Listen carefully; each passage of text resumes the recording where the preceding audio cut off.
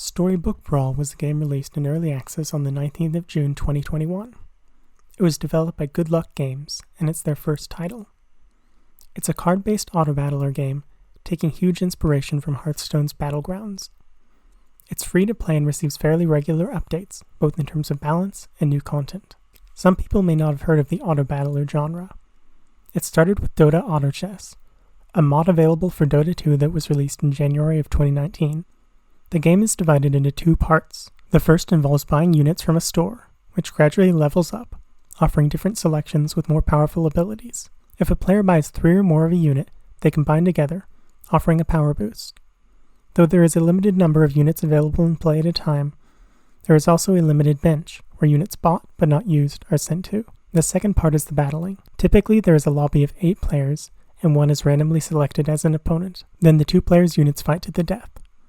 Whoever loses the fight then loses health, typically based on how many units the opponent has left. Get beaten badly, take a large amount of damage. That's the basis for the genre, with Auto Chess having a standalone release, as well as Dota Underlords, Teamfight Tactics, and many others. Then Blizzard came out with their own variation with Battlegrounds, but with cards replacing the units. This made the fights turn-based, whereas before they were real-time. In addition, at the start of the game, the player chooses from one of several different heroes, which offer a unique passive. Storybook Brawl does a few different things from the others. First is that there is no economy, and that a player cannot save money from one round to another, and leveling up is a static 1 per fight.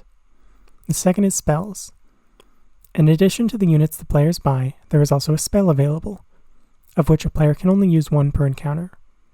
There are offensive spells that deal damage to the opponent's units, various ones that improve the stats of the units the player owns, and miscellaneous that can transform units into others or give extra benefits if the player wins the next round. The third is that when a player combines 3 units, in addition to a power boost, they are given a treasure from a choice of 3.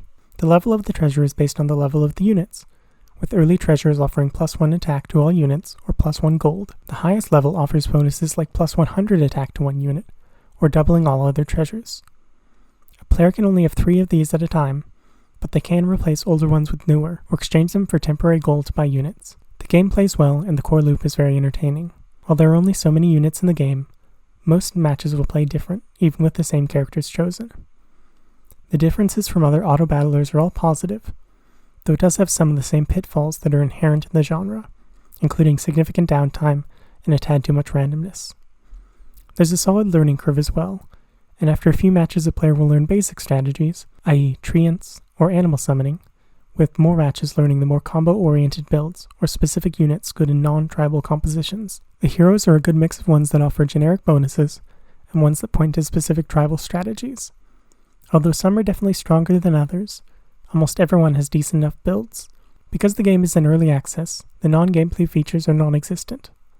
There's no stat tracking or even game history. It's impossible to tell what rank your opponents are, and the player is unable to view their strategy or unit composition. There have also been a few instances of crashing, though none during gameplay.